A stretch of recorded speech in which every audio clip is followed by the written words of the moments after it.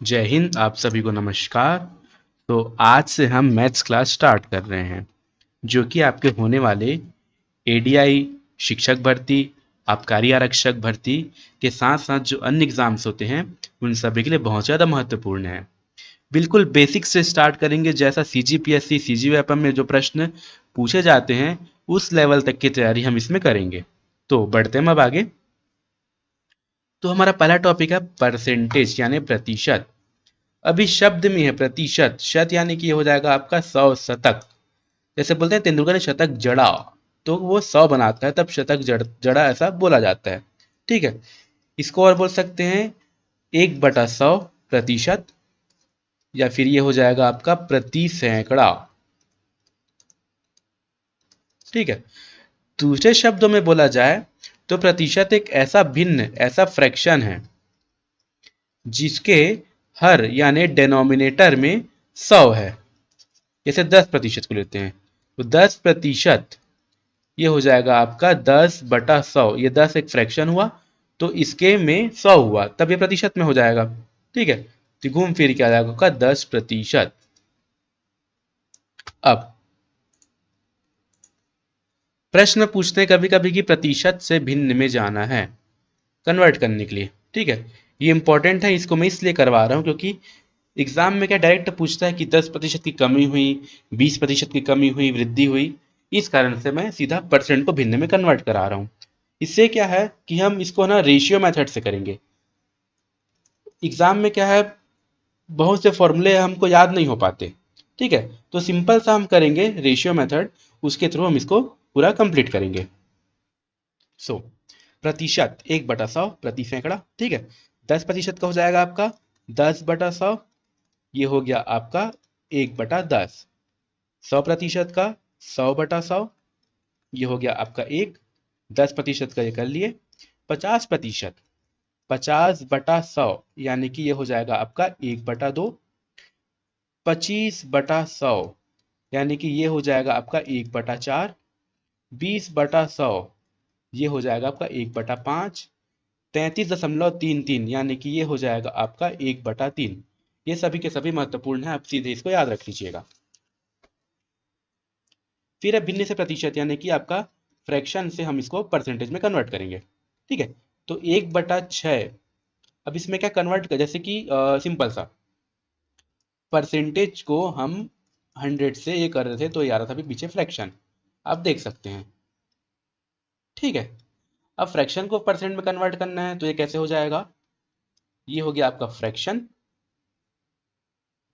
इधर आ जाएगा आपका 100 और ये हो जाएगा आपका परसेंटेज, ये हुआ। ठीक है, तो 1/6 इंटू 100, ये आपका फ्रैक्शन है, तो ये कितना हो जाएगा आपका, ये हो जाएगा 50/3, यानी कि 16 सहित 2/3, 16.66%।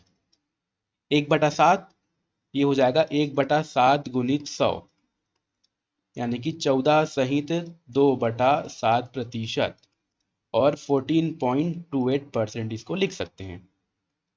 1/8 गुणित 100 ये हो जाएगा आपका 12.5, 12.5%। उसी प्रकार 1/9, 1/9 गुणित 100 यानी कि 100/9, ये हो जाएगा आपका 11.11%। अब प्रश्न में आते हैं, प्रतिशत वृद्धि, वृद्धि यानी प्लस, कमी यानी माइनस। ठीक है, तो सीता की जो आय, जो इनकम है, वो गीता की आय से 10% कम है। कम बोले तो माइनस हो गया यहाँ पे। बताइए गीता की आय सीता की आय से, सीता की आय से बोल रहा है, सीता की आय से यानी सीता से कंपेयर करके बताना है कि कितने प्रतिशत अधिक है। ठीक है, अब सॉल्यूशन देखते हैं। 10% का मैं भी बताया था, इसको हम परसेंट से फ्रैक्शन में कन्वर्ट करेंगे, तो 10/100 यानी कि ये हो जाएगा आपका 1/10। ठीक है, अब जैसे 10 है यहाँ पे, है ना, अब इसमें कमी बोल रहा है, यानी कि कमी कितने की, एक की कमी हो रही है, 10% की कमी हो रही है, तो ये हो गया आपका यहाँ पे -1, तो ये हो गया 9। अब पहला लाइन, सीता की आय गीता की आय से 10% कम है, यानी कि दिख रहा है कि सीता की जो आय है वो कम है और गीता की आय अधिक है। तो कम सीता, सीता का 9 में है और गीता का इधर 10 रेशियो में है। ठीक है, अब इसमें लिखा है कि सीता की आय से, मतलब कंपेरिजन हम यहाँ से करेंगे, तो यहाँ एक जो डिफरेंस है वो 1 का हो रहा है, तो 1/9 और परसेंटेज के लिए 100, फ्रैक्शन को यहाँ पे फिर परसेंट से कन्वर्ट कर रहे हैं, तो ये हो जाएगा आप क्या 11.11% पीछे आपको बताया था। ठीक है, अब अगले प्रश्न में देखते हैं। राम की आय श्याम की आय से 20% अधिक है, अधिक यानी प्लस, ठीक है अधिक है। ज्ञात कीजिए श्याम की आय राम की आय से कितने कम है। तो सबसे पहले 20%, ये कितना होता है, ये होता है आपका 1/5, तो ये क्या हुआ 5 से अधिक यानी कि एक प्लस हो जाएगा, तो ये हो गया 6। अब राम की आय श्याम की आय से 20% अधिक है, यानी दिख रहा है कि राम की जो आय है वो श्याम की आय से ज्यादा है, तो 5 यहाँ पे श्याम की आय हुई और फिर ये 6 है वो राम की हुई। अब ज्ञात कीजिए श्याम की आय राम की आय से, राम की आय से बोल रहा है, ठीक है, तो हम इससे कंपेयर करेंगे। डिफरेंस कितना है यहाँ पे 1 का, तो 1/6 परसेंट में कन्वर्ट करना है इंटू 100, तो ये हो जाएगा आपका 16, 16×6 = 96, 4/6, 2/3, हाँ 16 सहित 2/3 इसका आंसर हो जाएगा।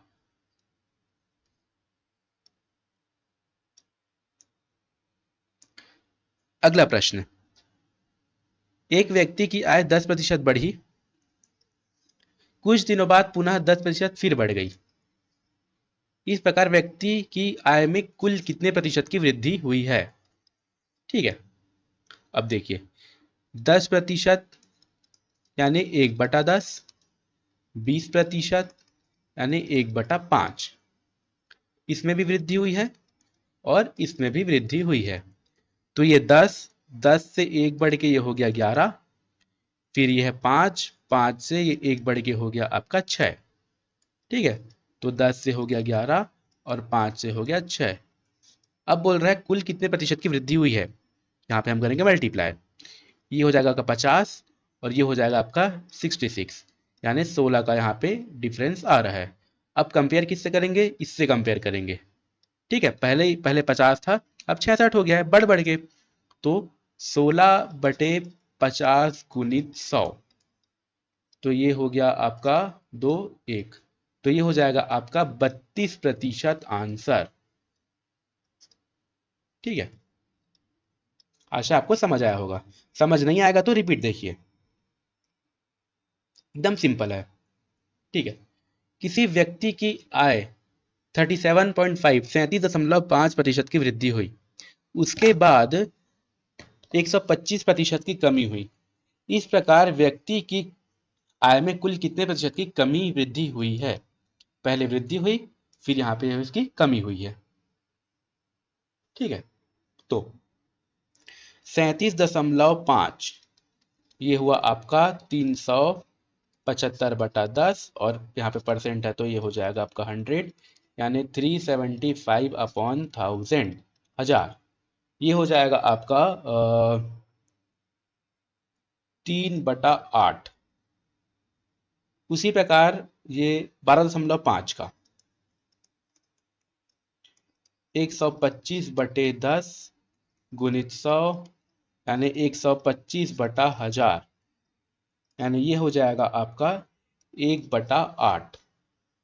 अब इसमें वृद्धि, यहाँ वृद्धि हुई है और यहाँ आपकी कमी हुई है 12.5% में, और इसमें भी वही कुल कितने प्रतिशत की वृद्धि या कमी हुई है ये हमें बताना है। ठीक है, तो पहले इसमें देखते हैं 8, 8 से यहाँ पे 3 की प्लस हुई, तो ये हो गया आपका 11। अब यहाँ ये भी हुआ 8, यहाँ पे माइनस हो रहा है, तो ये हो गया आपका 7 कमी के कारण, तो यहाँ पे टोटल हमें मिल जाता है, इधर 8 है, इधर 11 है, फिर इधर 8 है और इधर 7 है। ठीक है, 8 8 64 और ये हो गया आपका 77, यानी कि डिफरेंस कितने का हो रहा है, तो डिफरेंस हो रहा है आपका 13 का। तो कुल मिला के क्या हुआ, कंपेयर इससे करेंगे, तो 13/64 गुणित 100, इसका आंसर आप कमेंट में बताएंगे कि ये कितना हो रहा है। अब अगला प्रश्न, यदि एक आयत आयत यानी कि हो जाएगा आपका रेक्टेंगल की लंबाई यानी कि लेंथ में 12% और चौड़ाई यानी ब्रीड्थ में 10% की वृद्धि की जाए तो उसके क्षेत्रफल में कितने प्रतिशत की वृद्धि होगी।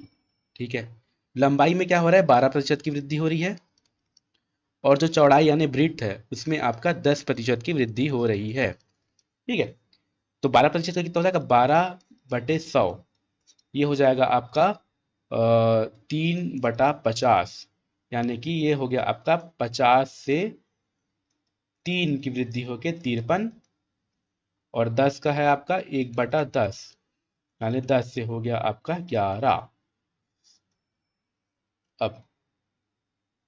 अब उसके क्षेत्रफल एरिया बोल रहे हैं। ठीक है, एरिया यानी क्षेत्रफल, आयत की जो क्षेत्रफल वो क्या होती है, लंबाई गुणित चौड़ाई, है ना, लेंथ इंटू ब्रेड्थ। तो ये हो जाएगा यहाँ पे, ये हो गया लेंथ का और ये हो गया ब्रेड्थ का, ये हो गया आपका 500, 500, और ये कितना हो जाएगा आपका 53, 53 गुणित 11,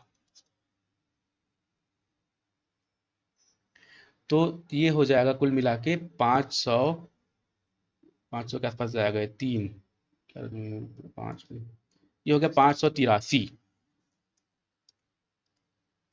है ना। तो यहाँ पे दिख रहा है कि 83 का यहाँ पे अंतर है। अब 500 से 583 हो गया, तो 83/500 गुणित 100,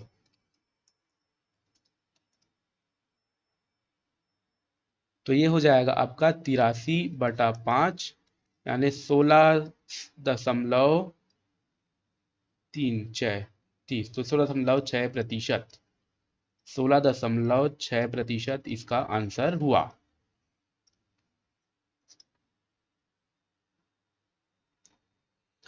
नेक्स्ट क्वेश्चन, यदि एक घन के प्रत्येक भुजा को 10% बढ़ा दिया जाए तो घन का आयतन कितना बढ़ जाएगा।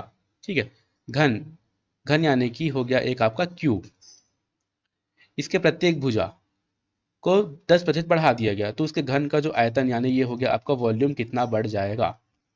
ठीक है, अब देखते हैं घन में क्या है, इसकी भुजा जिसका होता है, इसका वॉल्यूम क्या होता है, ए क्यूब, है ना, और इसके भुजा बराबर ही रहती हैं, ए सब में बराबर ही रहता है। ठीक है, तो हमें वॉल्यूम निकालना है तो हमें 3 बार निकालना पड़ेगा, है ना। 10% बढ़ा दिया गया यानी प्लस हो गया, 10% कितना होता है, तो 1/10 होता है, तो ये हुआ 10 से 1 बढ़ के 11, एक बार, दो और 3 बार, क्योंकि ए इंटू ए तभी हमारा वॉल्यूम होगा। फिर 10 से 11 हुआ, फिर 10 से 11 हुआ, ये हो गया आपका 1000, और 11, 11 का क्यूब यानी कि ये हो गया आपका 1331, है ना। यहां से कितने का डिफरेंस हो रहा है, तो 331 का, 331/1000 गुणित 100, यानी कि 33.1% इसके वॉल्यूम में वृद्धि हुई है। अगला क्वेश्चन, एक हॉल की लंबाई, चौड़ाई और ऊंचाई, लेंथ, ब्रीथ और हाइट क्रमशः 10%, 20%, 10% घटाई गई। हॉल के आयतन में कितना प्रतिशत का परिवर्तन हुआ है। अब इसमें घटाई गई है। ठीक है, तो ये लेंथ हो गया, ये हो गया आपका ब्रीथ और ये हो गया आपका हाइट। ठीक है, यहाँ भी है volume, length into breadth into height. अब इसमें 10% कितना हुआ, ये हुआ आपका 1/10, 20 का 1/5 और 10 का 1/10। अब सब में कमी हुई है, घटाई गई, यानी कि यहाँ पे हो गया आपका कमी, तो 10 से ये हो गया 9, ये हो गया 5 से आपका 4, और ये हो गया 10 से आपका 1, तो ये हो गया आपका 5 गुनी 10 गुनी 10, यानी कि ये हो गया आपका 500, और 9 गुनी 4 यानी 36, यहाँ पे 9 हो जाएगा, सॉरी, हाँ ये 9 हो जाएगा, 9 गुनी 4 36, 36, 9 × 81, गुनी 4 324, यहाँ पे कितने का फर्क हो जा रहा है, ये हो जा रहा है, ये गया 6, 6 हुआ, इधर 7, 176, ठीक है। तो 176 अपॉन 500, 500 गुणित 100,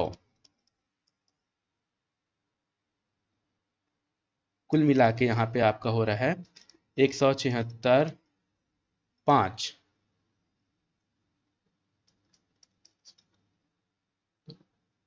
2, पंजे 25, 1, 35 दशमलव, इधर जीरो होके 2, हाँ 0.2, 35.2% की यहाँ पे कमी हुई है। ये है आपका आंसर। सो आज का क्लास यहीं तक ही। नेक्स्ट क्लास में हम इसके आगे का करेंगे। सो बने रहिए हमारे साथ। फर्दर नोटिफिकेशन के लिए सब्सक्राइब करें। अगर वीडियो अच्छा लगा हो तो लाइक करें। धन्यवाद।